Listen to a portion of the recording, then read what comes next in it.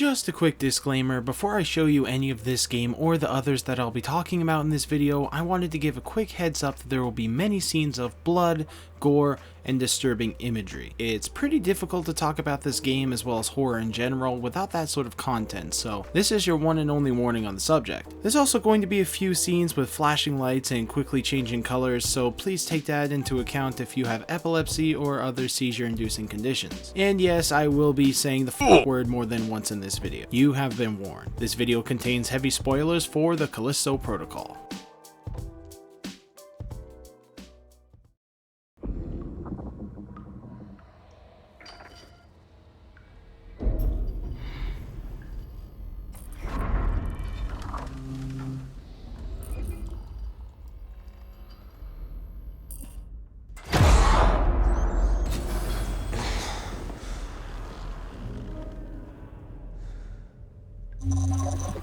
Attention. All personnel report to the main CB block. This is not a drill. Alright, man, get up.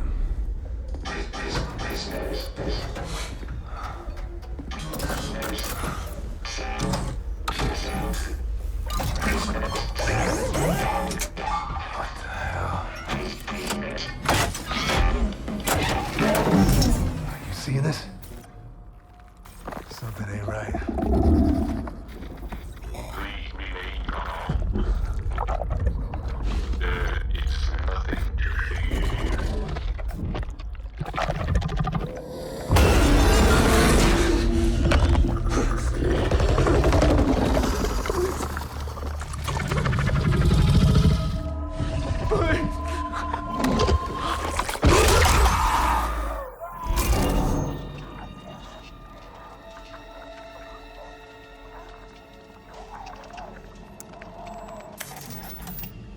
This is Black Irons to transport ship Care On. You are cleared for landing.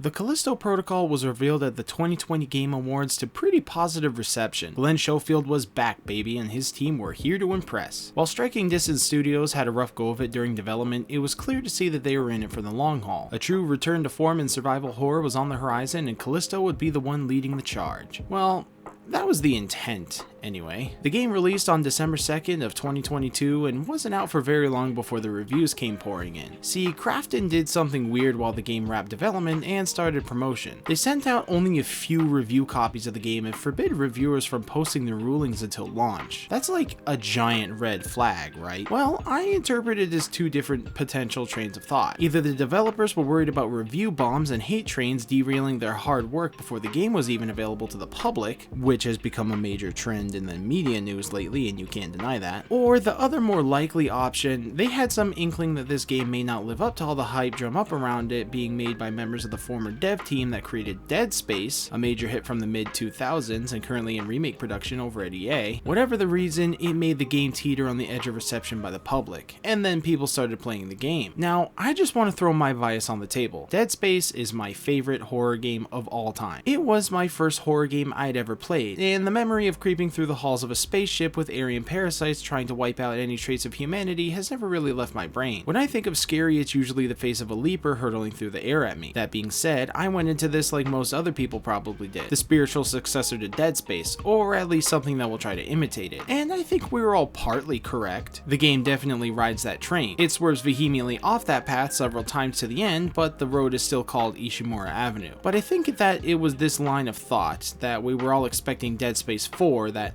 soured the experience for so many. This game is not Dead Space, and I say that in the most literal and metaphorical way possible. This game, as a product, is not Dead Space. It does not try to be Dead Space, and we should not consider it to be Dead Space. In order to fully immerse yourself in this experience, you need to remove the preconceived notion of the Callisto protocol is Dead Space from your mind. Don't get me wrong, anytime there's a survival horror game that takes place in the deep dark reaches of space with a hint of an alien parasite turning people into killing machines minds, I'll always make that reference. But I think that this game, and Striking Distance Studios to an extent, deserves the benefit of the doubt. The staff at Visceral had expressed multiple times that they were always willing to make a Dead Space 4. They had some pretty neat concepts like scavenging ships to repair your own, making it an explorable environment rather than a linear progression, and necromorphs that can travel in zero gravity. Oh, also Ellie would have been the main character. I also seem to recall that it was actually on the table to produce the game before EA decided to make like the studio's namesake and eviscerate the studio's development staff. Schofield also said in this wonderful Ars Technica interview about the original Dead Space that he has an entire notebook full of these ideas, horror titles and experiences he wants to create and would love to get back into one day. I think that what we got in this game is the result of that. Schofield and his team knew exactly what they were capable of, and the fans definitely knew that as well, so what went wrong? Well, that's just it. I don't think anything went wrong. This game isn't as terrible as people pointed out to be. I think the timing for the game's release was pretty terrible, and the mindset people went into it with strained their perception of what the game was trying to convey. I mean, come on, even the harshest of critics can't deny that there are some pretty standout moments in this game, and while every line may not be a winner and every attempt to scare you may not land, this game that had a lot of thought and care put into it shouldn't be discounted just for the sake of it. Not to mention the sheer amount of gorgeous props and characters to look at. Josh Duhamel has never looked so gorgeous, even with that buzz cut. The sheer scale of adventure his character goes through in this game is nothing short of fantastical, and I will die on the hill that this game is a gem that people are dismissing way too quickly. So I'm going to spend the next 50 minutes talking to you about how wonderful this fledgling franchise origin is. Buckle up, Space Cowboy, it only goes down from here. My name's Matthias, and you didn't understand the Callisto Protocol.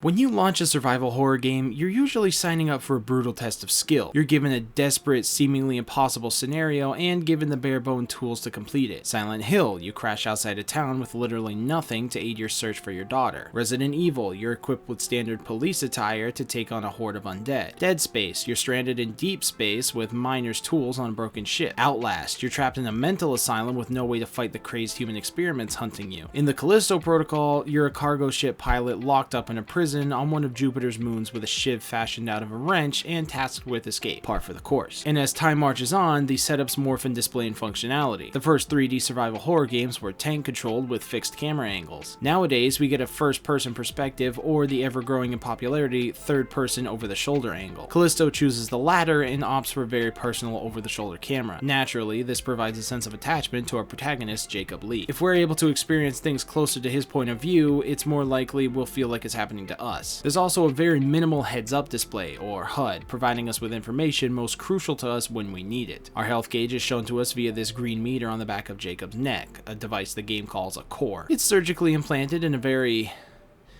haphazard manner. After we acquire it, this kinetic field module called the grip displays its energy meter directly over our health. Charges and refresh amounts are shown when we bring up our weapon, which is the only time we can use the grip. Speaking of bringing up our weapon, after retrieving the hand cannon, the only time an ammo count is shown to us is when we cycle through our available weapons or when the gun is aimed. Already you can see the notes of Dead Space's development affecting this title. There's even this stomping mechanic where Jacob will put his whole body into a stomp move to break apart enemy corpses to make sure those fuckers are actually dead. Parallels will be drawn all over this game, and while I do think it's important to bring them up, I will be doing my best not to immediately say stuff like, just like in Dead Space, because like I said in the beginning, I think it's important to separate this game from Dead Space as much as possible. It's certainly not a coincidence this game has mechanics similar to the staff's previous work. In fact, I'm sure that nostalgia factor was a major point of contact for them in reaching out to their target audience. But I think it's important to discuss this game on its own merits. Dead Space may have been one of, if not the game, to introduce integrated HUD assets, but let's not pretend like it's the only game to do so. Most games get away with it by putting a HUD on a player's helmet in FPS games. Games like Halo and Fallout are perfect examples of this. However, games like Horizon Zero Dawn and even Splinter had third-person perspectives with integrated HUDs. It really depends on the artistic vision for the video game, but without a doubt, games have been trending toward a minimalistic heads-up display to further immerse the player into the game. I feel like Visceral Games led the charge in bringing that sort of design to the mainstream with Dead Space, and survival horror is the type of genre you want that kind of mentality in. If it ain't broke, don't fix it, baby, but for God's sake, please change the oil every now and then. Speaking of changes, here's the main change Callisto Protocol brings to the survival horror genre, a dynamic melee combat system. It goes against most tropes in the genre and making melee combat worth a damn. In nearly every horror game with undead or monsters, melee is generally seen as the worst way to dispatch enemies. Usually you're not given anything more than a survival knife or a hatchet or an axe, and even then the enemies tend to be capable of resisting incredible amounts of damage and will only die after taking a clip of bullets. Games like Resident Evil teach you that if your enemy is getting more difficult to fight, you need a bigger gun. Your knife is mainly used as a way to open doors or to help solve puzzles. Callisto Protocol breaks the mold by giving you a stun baton as a permanent melee weapon and actively encourages you to fight the enemies with it throughout the game. You're still given a shiv to use to open doors and crack open chests, but this baton will be your best friend until the very end of the game. You can even upgrade it at the printing stations throughout the game as well, giving way to better striking and blocking capability as you get to the tougher enemies in the game. Now, the main complaint I've seen against this game's melee combat is that it's absolutely a chore to understand, that it's clunky and hard to figure out, which, you know, fair. If you're bad at video games, just say so. I hate this argument so much because to me it just proves that people playing this game fully intend to lean heavily on the guns and ranged combat in the game, despite the developers early on saying that melee would be important throughout the entirety of the game. They want you to use the melee fighting aspect so much to the point where they practically pigeonhole you into doing so. Most survival horror games with ranged combat will only give you the bare amount of ammunition you need to proceed, giving you the most basic through line as you go from encounter to encounter with a pile of ammo right before a boss. This makes it so that way when you run out of ammo, it really feels like you,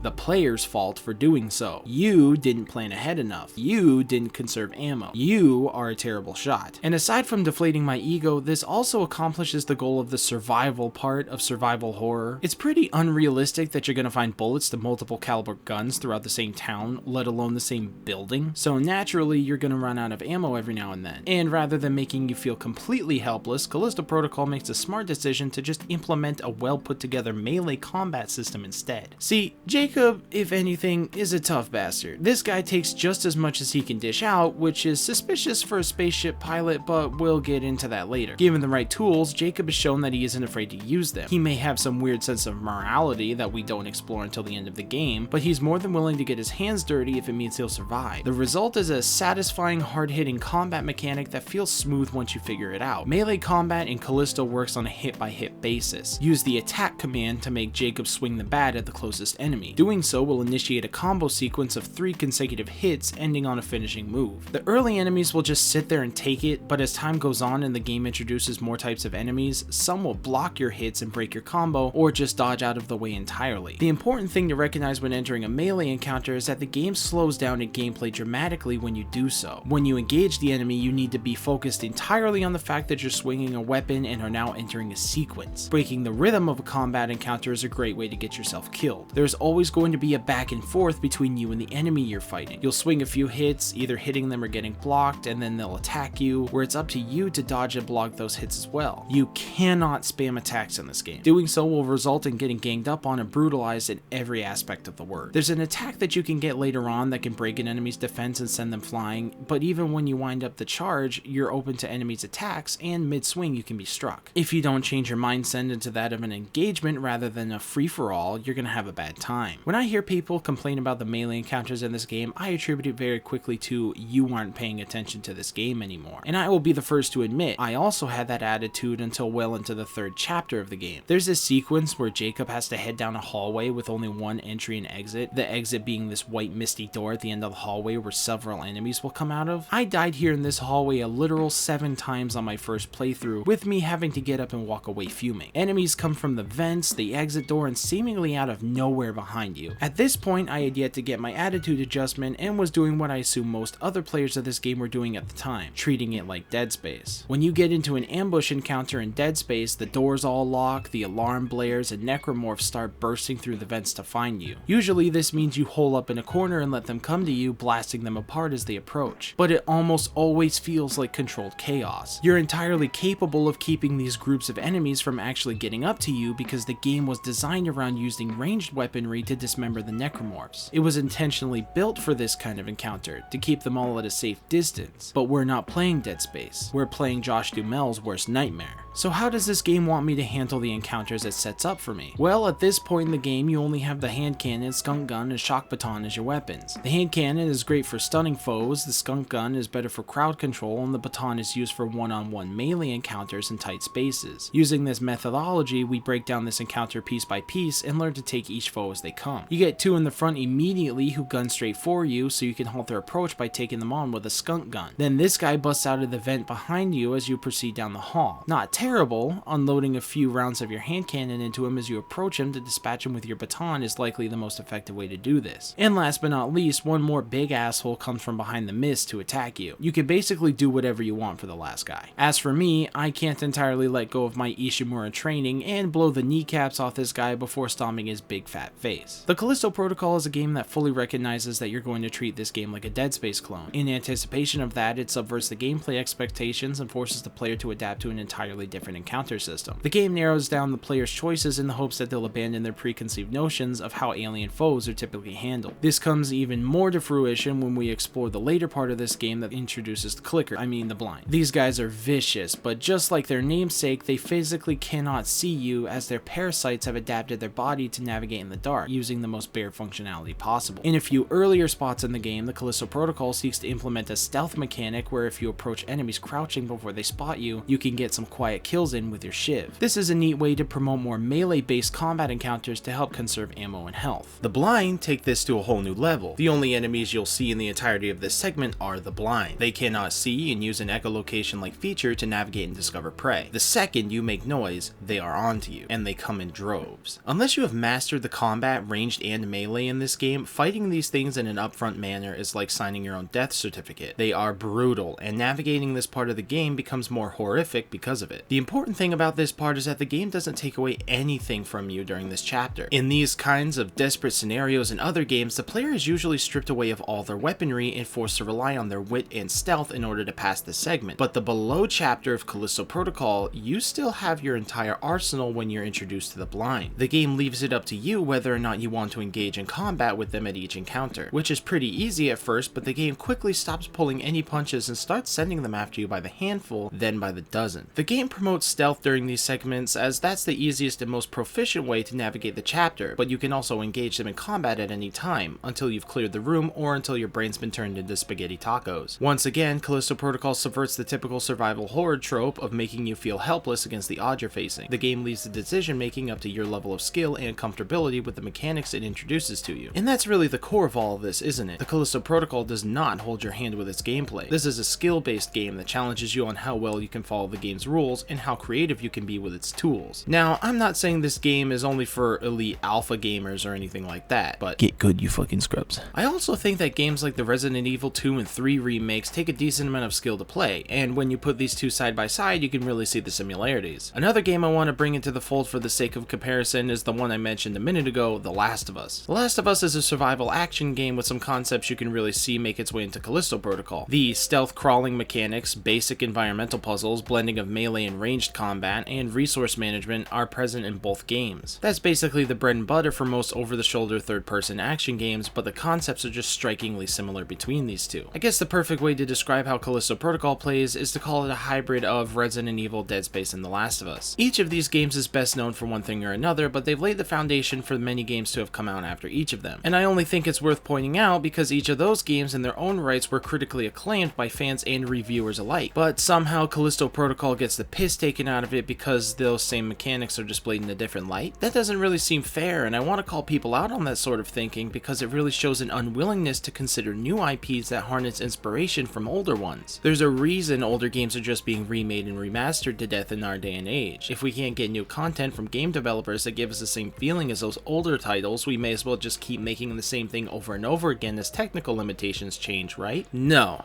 I hate that mentality. I'm all for continuing the legacy of the OGs. God knows how many times I had to change my underpants when playing Crash Bandicoot 4 for the sheer amount of nostalgia boners that game gave me. But when a new franchise enters the fray and has all these elements from previously acclaimed titles and gets shit on for how it chooses to present them, just seems like a total letdown to me. Callisto Protocol takes so much care in how it presents its mechanics and gameplay style. There's some pretty great stuff here, and I wish people could look beyond their rose-colored glasses to see it. Everything from the melee to the stealth sequences in this game has plenty of polish and is worth appreciating. Maybe by comparing it directly to its predecessors will people be able to see that there are some well-made design aspects among the flesh and gore on the halls of Black Iron.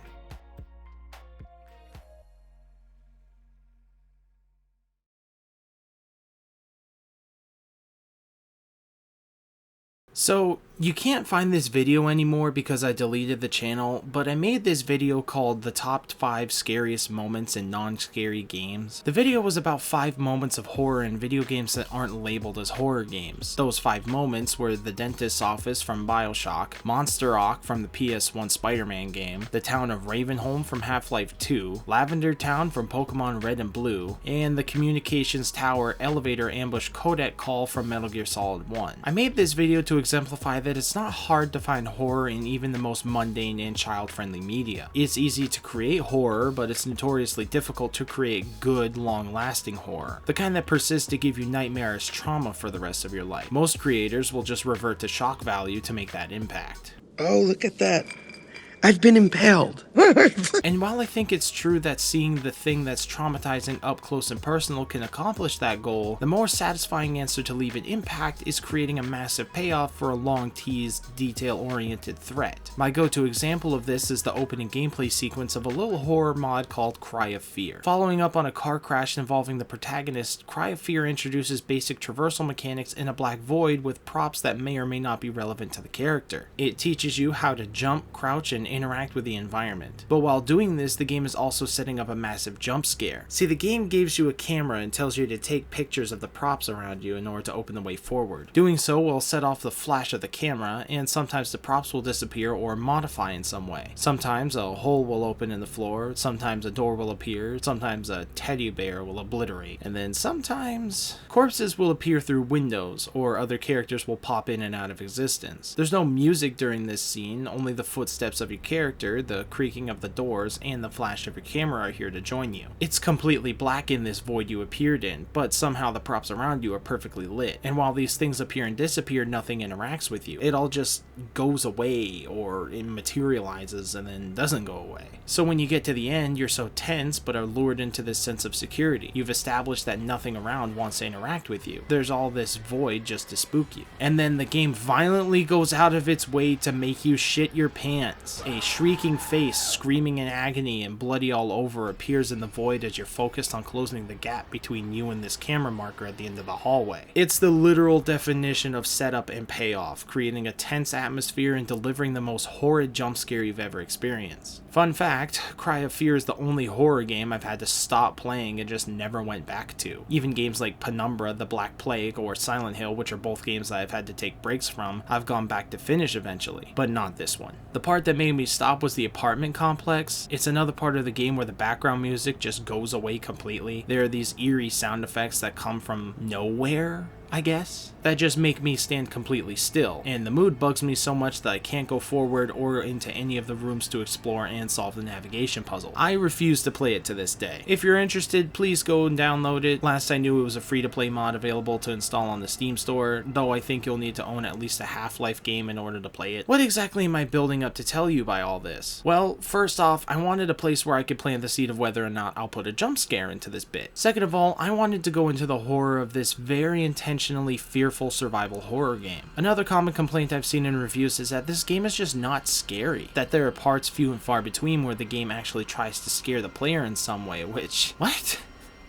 What game did you play? Callisto Protocol has horror written all over it, from the blatant shock value of characters being mutilated to the off-putting and constant body horror to the continual looming dread of the unknown. So many scenes in this game take place in long, dark hallways with scratching in the walls. A stringy violin will make an off-putting sound in your ear as you try to navigate Black Iron. While I do believe that an individual is capable of not being scared by these and other forms of horror, I can't fathom why someone would say this game isn't scary. But on that same note, I won't try to force feed you why you should be scared of this game. Each person has their own fears and frights, and what made me shit my pants isn't exactly the same thing that's going to make you shit in yours. So instead, I just want to highlight some of the points in this game where I found the most horrifying elements. Each of these did something specific for me, and I want to do my best to convey why it made me scared. I'm not going to go in depth on all of these, but there are several points during my playthrough that evoked a different kind of horror than others and require a bit more explanation, so I'll discuss them in length as they come up. So, if you'll indulge me.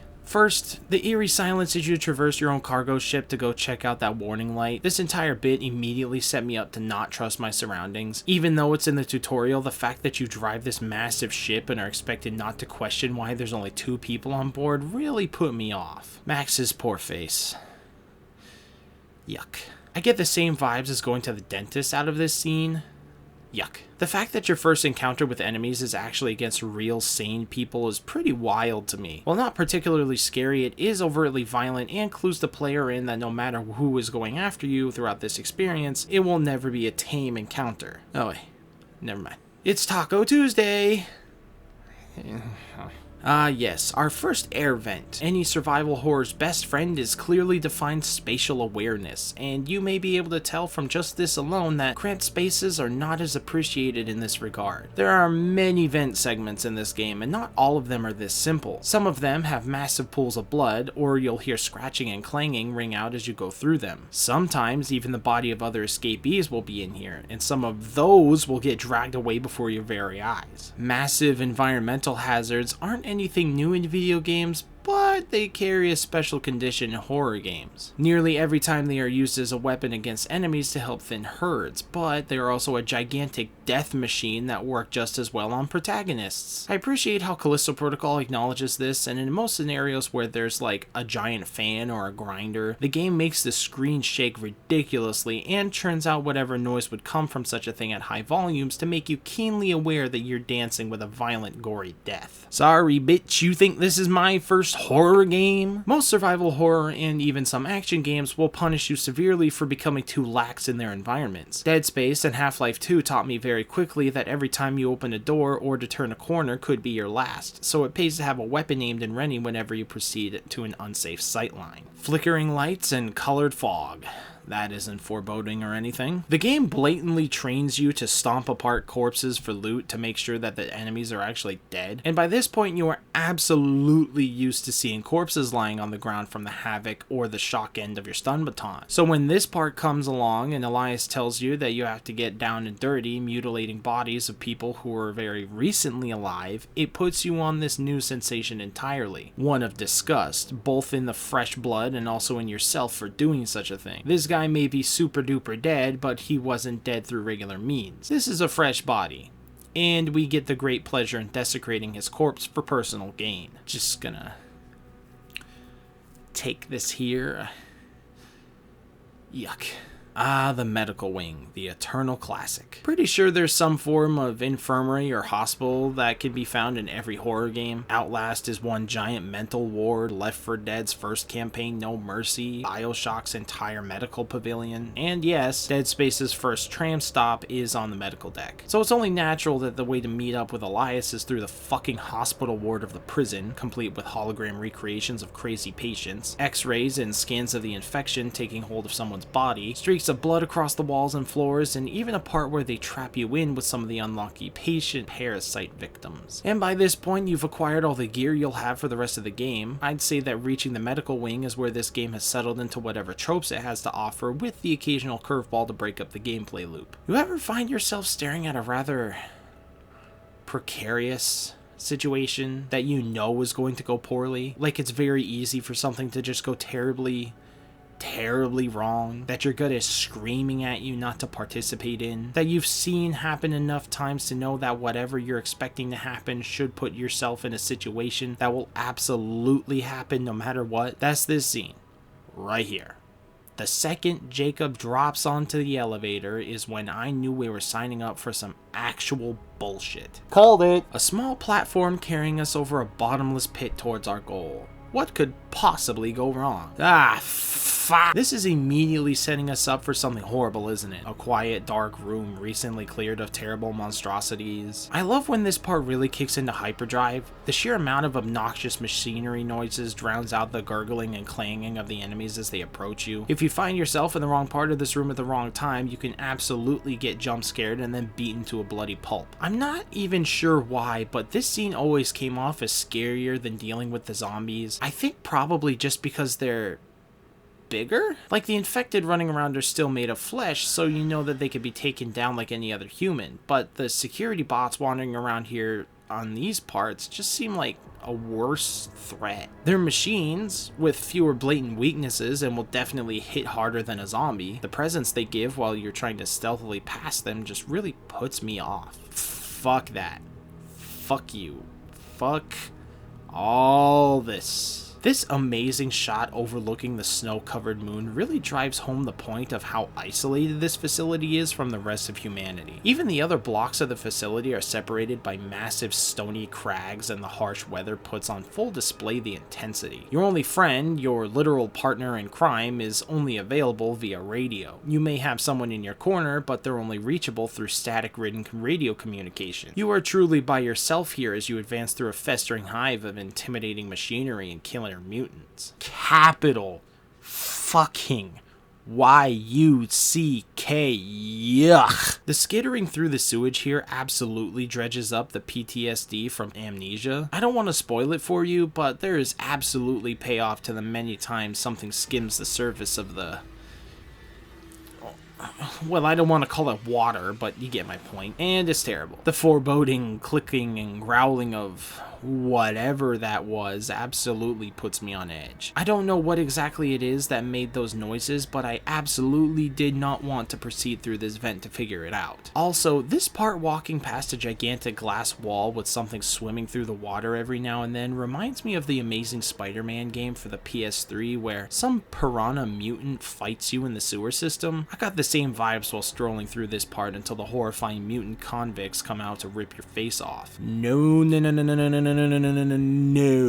The audio cues here that you aren't entirely alone in this room are perfect and sets up a wonderful encounter with the newly introduced enemy archetype for this section. The entire part had me nervous and frantically checking around for this thing crawling around. This enormous room sets up two specific trains of thought. One, that something important happens in this room, as signified by the hologram message from Elias, and two, that if something were to attack me in this room, it could happen from any and all directions because the space is massive. I'll keep that in mind. One thing that should have become pretty apparent as you proceed through this game is that Callisto likes to present you with multiple pathways, and doesn't give you a clear indicator as to which one is the correct path to take to proceed. It's usually up to the signage and your intuition to bring you to the right path. This sense of never knowing which is the right path is intentional, as it puts you in a position of risk and reward involving your supplies. If you take the wrong path on accident, you could wander into a situation where you'll just be killed because of your own incompetence. But if you take the wrong path on purpose, you're bracing yourself for the inevitable in the hopes that some amazing loot or secret lore will be involved, most of the time with a pretty decent payoff. See, I knew some shit was about to go down. Getting some serious Tomb Raider vibes from this part. Having your control over the pace of advancement taken away from you is something that always makes my stomach turn when playing these kinds of games. If I want to slow down, I want to be able to slow down. But the forced rush perspective is necessary in these moments to really drive the point home that your situation was never in control from the start. This is that hallway I was talking about earlier. This is the part where I was kicked in the balls repeatedly until I accepted that this was indeed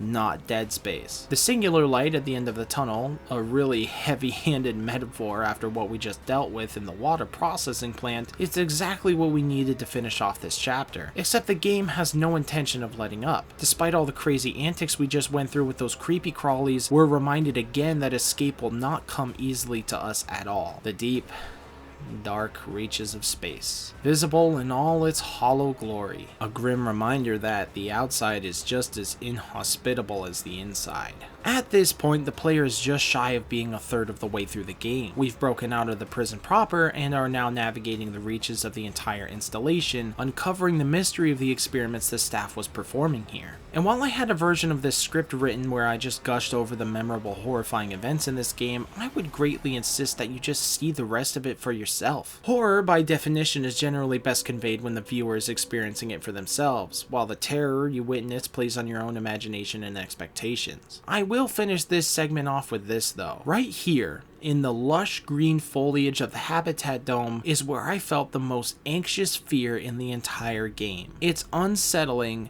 in all the right ways. The entire prison to this point has been these dark, cramped steel hallways with flickering lights and clanging pipes as the sounds of the dying ring out in screams of pain. You get adjusted to the specific way the prison is supposed to feel so that when something out of the ordinary occurs, you're immediately on guard. But this dome changes that atmosphere entirely. This isn't a metal cage anymore. There is life here. There is nature here. But there is also the unnatural here. Just let me sit you alone with your thoughts for a few seconds as you take in the new surroundings, and tell me what you notice while you do.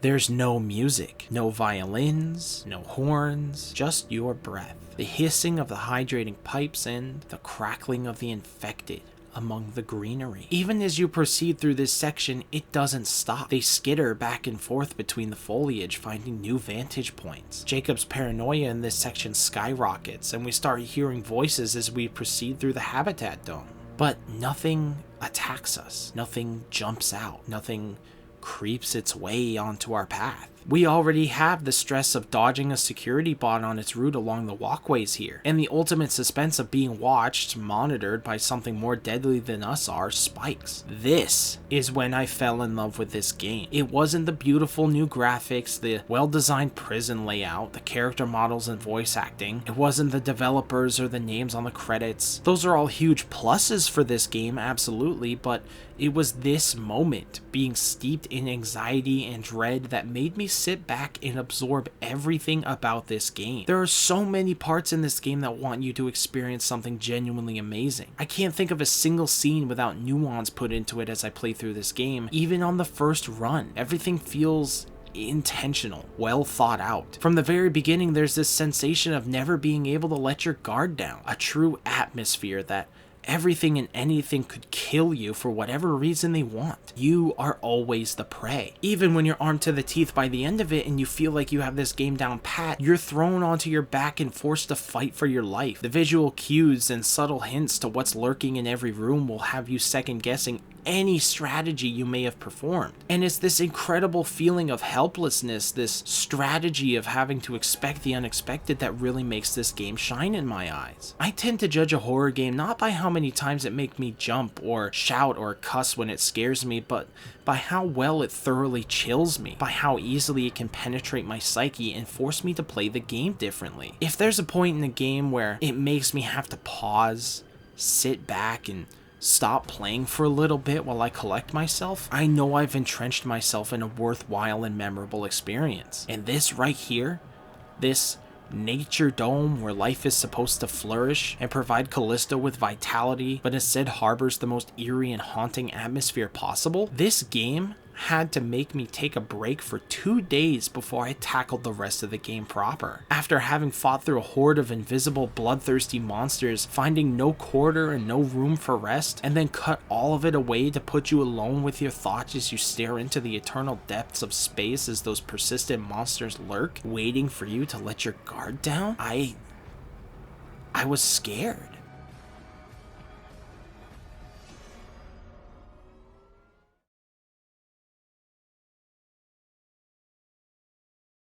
This bit might just go to show my love for comic books and Japanese RPGs, but man do I love a good story. And I don't mean the riveting thriller types that always catch you off guard at every turn. While those are still enjoyable to me, the type of story I love the most are long-term thought-out epics that span multiple volumes and sequels. The kind where the writer has the intention to design an entire world, one too massive to fit in a single narrative. My favorite kind of cartoons were the ones when an overarching story lasts multiple seasons. They don't have to follow that story in every single episode, but every couple of episodes that push the narrative along is usually what I look for. And even then, if the plot doesn't get entirely resolved and saves a few mysteries for the following season, I'm all for it. Some of the best examples of this are probably Avatar: The Last Airbender, Teen Titans, and Spectacular Spider-Man. Video game examples could include Assassin's Creed, Halo, Metal Gear Solid, and Kingdom Hearts. Each of these has a plot that lasts over several episodes and even then doesn't end after the arc has completed. It shows longevity in the creator's intentions. Given enough time, even the most episodic franchise can be fashioned into a consistent storyline. So why do I bring this up in an essay about zombie aliens in a video game? Because pseudo-mystic cults controlling the government, that's why. The story of this game fascinates me. You can tell Striking Distance is really pushing for a franchise that spans across a few games. The lore in this world isn't the densest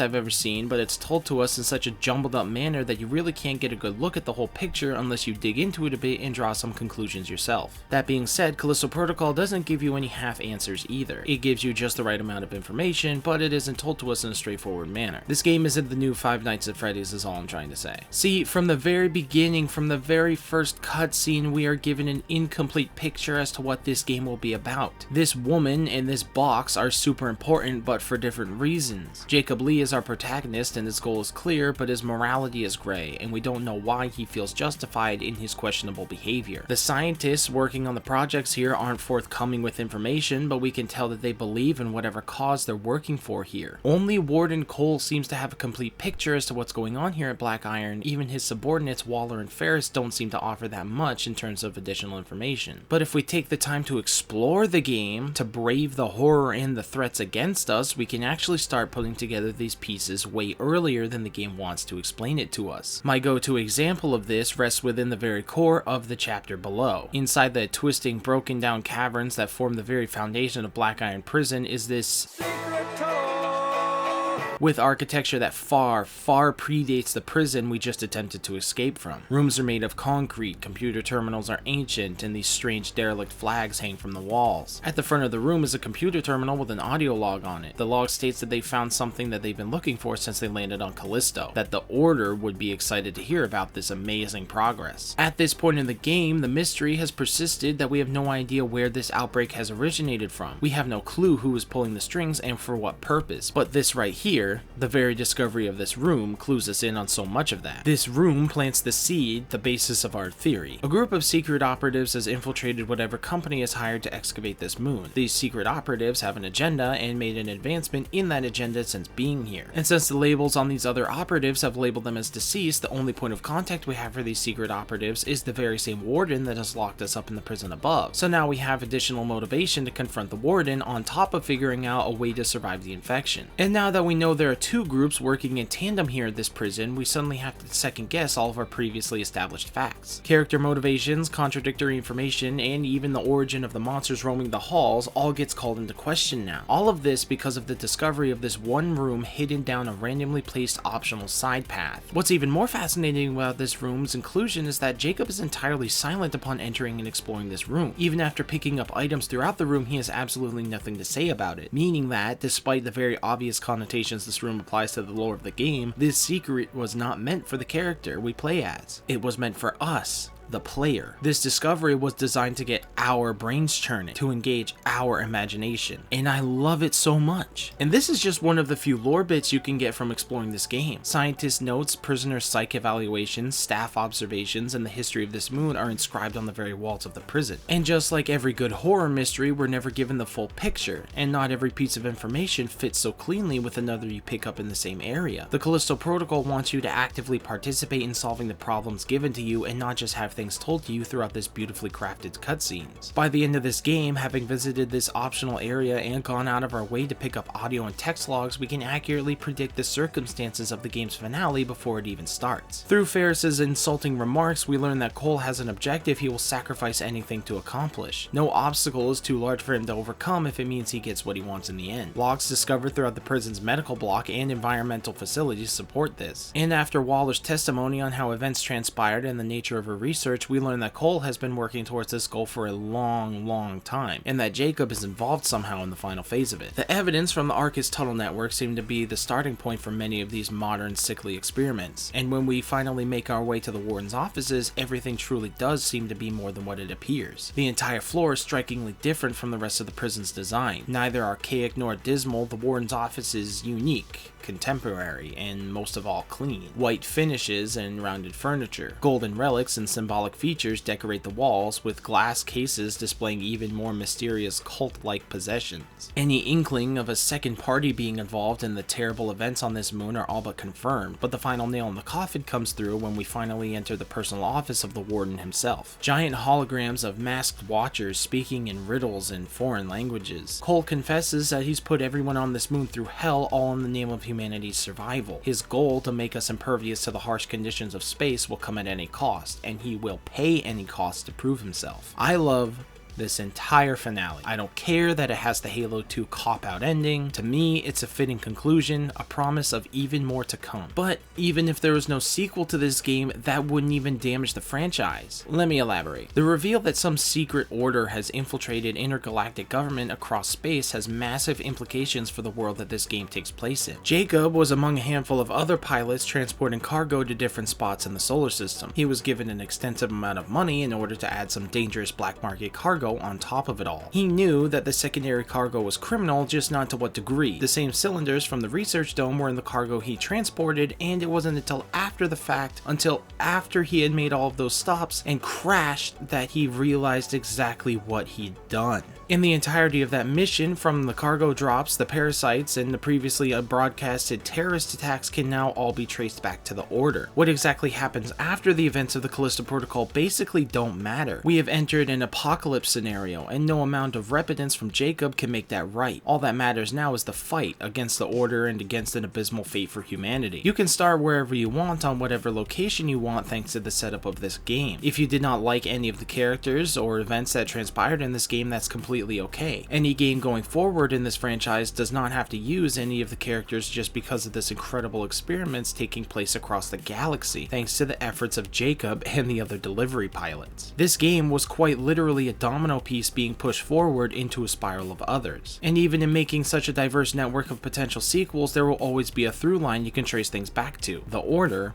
and the Callisto Protocol. Whether you want to admit it or not, the plot of this game is pretty well designed. It's told to us in such a scattered way on purpose. If you knew everything that was going on in the first place, it wouldn't be interesting, and you wouldn't have a reason to move forward in the game. If it's predictable, you can make up the rest of the story yourself and never touch the game again. But because of the storytelling method used in this game, it keeps the player guessing and rewards you for asking questions. The narrative becomes much more interesting and effective as a result. Characters interact in a believable way, and while the cast isn't exactly expansive, the amount of shady behavior and information each cast member keeps to themselves gives you the desire to get to know them. Jacob as a character makes for a fantastic protagonist. He starts as this seemingly innocent starship pilot who was looking to make a quick buck. He's also got a sense of responsibility, but doesn't think much of his own skill until he's faced with the consequences of his actions. When the chips are down and he's faced with his mistakes, which he accepts as his own and doesn't try to shovel off that responsibility, Jacob is capable of incredible feats. Danny isn't afraid to get her hands dirty when innocent lives hang in the balance. When greedy people do terrible things, she's willing to be right there to make sure they pay for it. Her leadership and sense of justice rubs off on the people around her, encouraging others to do the right thing even if it's the most difficult decision to make. Ferris is this obedient soldier who has a strong sense of pride. He wants to prove himself to be the strongest at any cost. Even when he devolves into a monster, he'll still believe in that cause. Whether or not it's all he's ever known is something we just won't ever get to discover, because the same sense of pride forces him into a situation situation he almost certainly doomed to fail in. Cole's ridiculous ambition is only allowed to exist because he's just as creative as he is intelligent. This seemingly sociopathic behavior is only reinforced when he's easily able to doom an entire planet's worth of people at the touch of a button. He wholeheartedly believes that what he's doing is right, and that his solution is the only one for mankind to continue existing as a species. The order that he belongs to enables him to carry out these twisted ideals, implying that an organization just as corrupt as he is has its claws in all facets of humanity as we know it. These characters are just as meaningful as any other franchises, and I won't hear otherwise. They're not overly complex, but they aren't as black and white as this is the good guy and this is the bad guy. A true villain is one that undoubtedly believes that they are in the right, and is one that the audience can relate to in some way. And whether or not you agree with his tactics, Cole absolutely has a point in his statement on humanity's fragility, especially in the cold, heartless reaches of outer space. Jacob isn't impervious to blame, which further exemplifies Cole's point even more. If someone so easily can bend the rules of morality to fit their own greedy end, why does one person's ideals get vilified while the other's is so easily forgiven? Can somebody's sins be repented if their intention was pure? Can a person do terrible things if it was for the obvious benefit of more than himself? Who is allowed to dictate how much is too much? Where do you draw that line? The Callisto Protocol challenges its audience with these kinds of questions. The story that unfolds between its characters isn't simply one of good versus evil. Each person has their own motivations, and just like in real life, it isn't clear to everyone right away. This game takes its time to speak its piece to the player as it needs to in order to convey its intentions properly. And while I can imagine that this roundabout way of storytelling can get quite frustrating for a lot of people, I don't see why that's such a bad thing. So many video games nowadays are very simple in their narrative. This person wronged me, so I'm getting my revenge. I will go to any length to protect my family. Gotta go fast! These kinds of stories are meant to appeal to the widest audience possible, and while that vast appeal may be pretty basic, that doesn't mean that the characters in the story itself doesn't go without nuance. The story crafted in Callisto Protocol isn't meant to be that simple. It's a terrible, bleak story about broken men and women who are all seeking some kind of justification, some kind of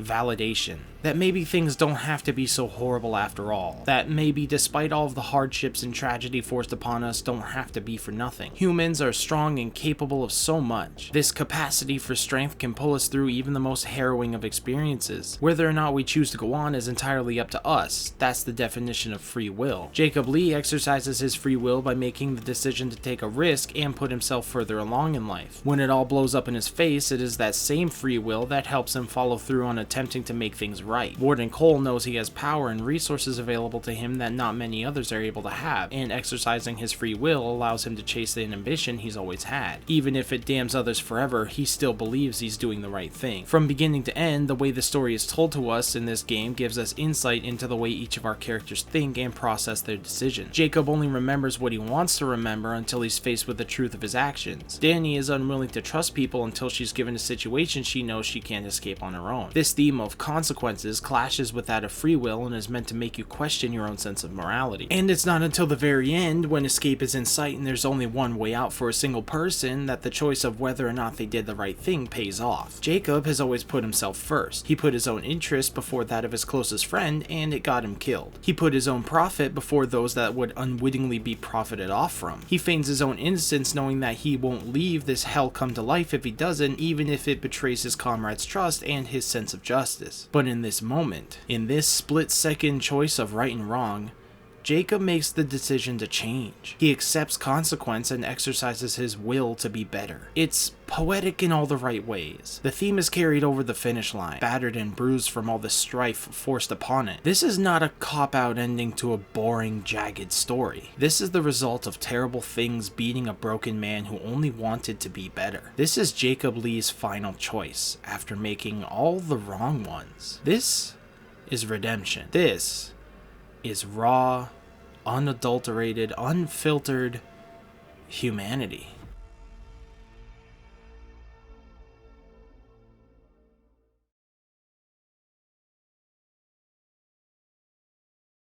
So, as of February 2023 when this video came out, the reviews on Steam for Callisto Protocol are pretty mixed, with every criticism having been met with a compliment. There's a vocal portion of those that say this game feels incomplete, that each mechanic the game introduced isn't fleshed out and provides no depth to gameplay, or that the story is unfinished with the real thing reserved for DLC, which remains to be seen or spoken about. But as you can probably come to understand, hopefully after this however long of a video this is, I disagree disagree with this wholeheartedly. For me, Callisto hits all the notes it wants to. Everything from the characters to its story to its gameplay scratches an itch that few games have been able to do in recent years. There's something to be said about a game where you take control of a character as morally ambiguous as Jacob Lee and force him to undergo traumatic events of this game in a gaming landscape that has done little but promote tales of shiny, grandiose video games. I said earlier that I think Callisto Protocol came out at a very terrible time for video games, but I didn't really explain what I meant by that. Take a look at the major releases from last year: Rainbow Six Extraction, Pokemon Legends Arceus, Dying Light 2, Horizon Forbidden West, Elden Ring, Final Fantasy Origin, Kirby and the Forgotten Land, Lego Star Wars The Skywalker Saga, Cow the Kangaroo, Saints Row, Splatoon 3, Gotham Knights, Pokemon Scarlet and Violet, Sonic Frontiers, God of War Ragnarok, Final Fantasy VII Crisis Core Reunion, and Goat Simulator 3. All of these games came out the same year as Callisto, with Sonic Frontiers, God of War Ragnarok, and Pokemon Scarlet and Violet all coming out in the month of November, a month before Callisto Protocol released on all platforms. Also announced this year were a new Amnesia game, a rumored release of Outlast Trials, the remakes of Resident Evil 4, Silent Hill 2, and a release date for the Dead Space remake, which just barely came out. As almost a standard of the gaming industry, it's very difficult for new IPs to make an impact in the market saturated with remakes of older titles and the perpetual sequels in long-running franchises. Very few of them stick, and even fewer of those get sequels and franchises of their own. Callisto Protocol feels like it's going to be the victim of this. While I do believe that we're on the cusp of a survival horror resurgence in the gaming industry this year, it feels kind of sad that Callisto won't get to be a part of that in most people's eyes. Because this game has all sorts of heart put into it. It really does seem like a missed opportunity. Unless the aforementioned story DLC comes out and absolutely blows people away, it's more than likely Callisto Protocol will only ever be seen as a speed bump before the highway that these remakes will be paved for. For me, this game represents so much of what I love about the genre. I can see so much of the best things about its predecessors in every fiber of this thrilling franchise opener. From the well-integrated heads-up display, to the massive harrowing setting, to the interesting and complex characters, this game is, toe-to-tip, a shining example of a survival horror game. But releasing on the heels of such highly anticipated titles, like a sequel to God of War 2018, a game that took home nearly every Game of the Year award that year, the latest Sonic the Hedgehog game in 3D since 2017, and the first open-world multiplayer Pokemon game, all of that likely didn't do any favors for a fledgling development studio releasing its first ever title in a niche horror genre. And listen, I'm not trying to imply that these games were the reason Callisto failed. On the contrary, if anything, Callisto should have been put on a pedestal like these other major titles. It was certainly treated as so, as far as I can tell. Having mo-capped celebrity faces as part of their casting was definitely a bold move. I don't imagine it was purely for the recognition factor, but it can't have possibly been made without taking that into consideration. What I am trying to convey here is that I think the trend for 2022 was definitely these amazing epics of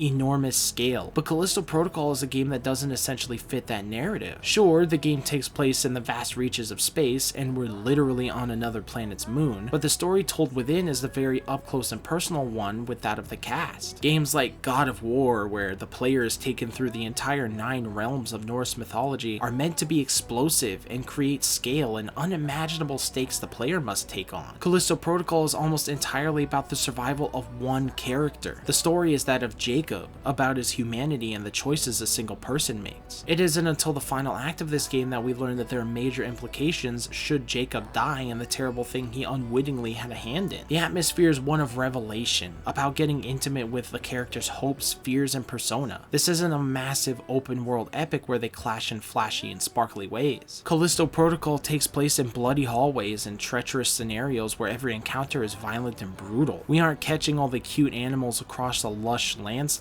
We're catching the hands of these terrible, all-consuming monsters that used to look like you and me. The gaming landscape just isn't in a good place to accept a game like Callisto, and I feel like that's reflected in people's criticism for this game. As far as I'm concerned, the Callisto Protocol is one of the greats. It isn't a genre-defining, technical bending masterpiece when compared to something like Dead Space, Resident Evil, or Silent Hill 2, but it's definitely not as bottom of the barrel as people would make it out to be. When you finish conquering Paldea and surviving the apocalypse of the 9 realms, this game really deserves to be judged on its own merits. The Callisto Protocol is a story full of misfortune and morality, and one I was more than happy with experiencing. It's the first step on a massive staircase for a truly return to form for the survival horror genre. No matter what comes through the pipeline for this franchise and that of Striking Distance Studios, I am also in this for the long haul, however long that shall be. Thank you so much for watching this video. It took a lot of time and effort, but hopefully I've explained my perspective on this game. And thank you to Striking Distance Studios for even making this game in the first place. I look forward to whatever it is you guys have in store for us from here on out. Here's to a successful future for your studio and the stories that you tell. I'll be here eagerly waiting to experience them all. Have a wonderful night.